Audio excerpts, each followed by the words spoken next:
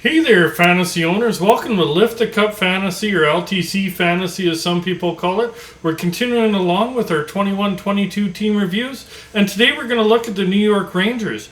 We'll check out who led them in different stats for goalies, defensemen, and forwards. Who was the biggest fantasy surprise this season?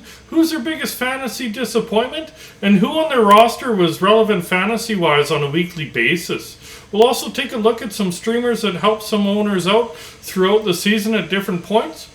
These episodes do continue to come out a few times a week because no better way to enjoy the fantasy off-season than talking a little bit of fantasy hockey and watching the NHL playoffs there.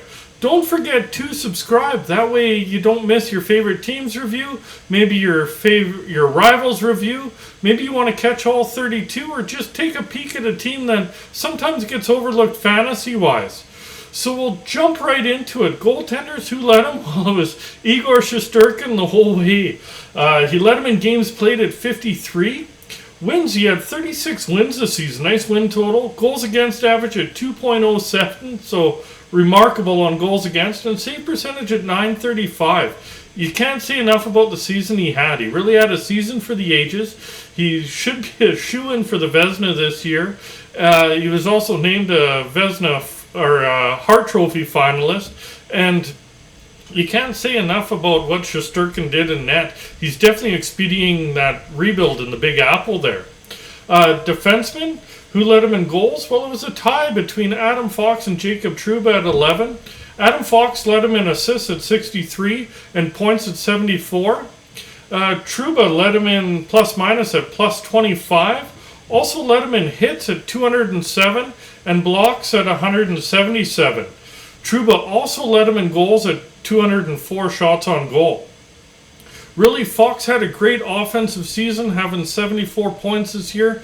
Trouba really had a great all-around season. He had good stats in almost every stat category. Anyways, things are really looking good on the back end in the Big Apple there. Forwards, who led him in goals? Well, it was Chris Kreider. He put up 52 goals this year.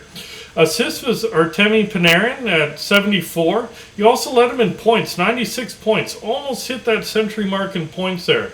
Mika Zibanejad led him in plus-minus at a plus 30, which is really nice plus-minus there. Hits was Ryan Reeves, 279 hits. This is considering he averages about 10 minutes of ice time a game, so that's really nice hit total. Tyler Mate led him in blocks at 57. And Chris Kreider, obviously when you're scoring 52 goals, you're probably shooting the puck a lot. Led him in shots at 258. Up front, they're really led by Kreider, Panarin, and Zibanejad. They had really great offensive seasons overall. And some of their pickups from the deadline, like Frank Vetrano and Andrew Kopp, really chipped in after they were acquired. Biggest fantasy disappointment this year? From the Rangers, almost said the Islanders. Yeah, they're a New York team. But it's Kaapo Kakko. You're really expecting him to take a step forward, and he didn't really have a breakout. You're really expecting him to break out. He's still really young, so he definitely has some upside there, but only putting up 18 points in 43 games, you're really expecting more. You're just really hoping, because he is so young, that he will progress. He's just not progressing as quickly as probably the Rangers would like, and of course us fantasy owners. Biggest fantasy surprise? You'd look at Shesterkin and that, but really it does have to be Chris Kreider. His career best before this season was 28 goals and 52 points, and he put up 52 goals and 77 points this year. He really trumped those numbers this year.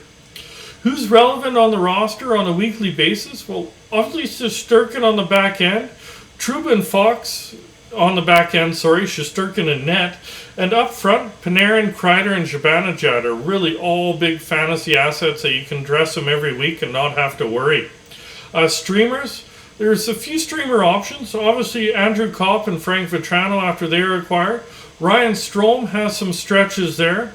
Kakko, I did mention him. He did okay when he was up on the top line, but don't really see him staying there unless he has a really good off-season and depending what they lose in free agency, etc. Really do hope you did enjoy the episode. We'll be out in a few days with another one, and enjoy the rest of the NHL playoffs and the rest of the fantasy off season. Talk to you later, fantasy owners.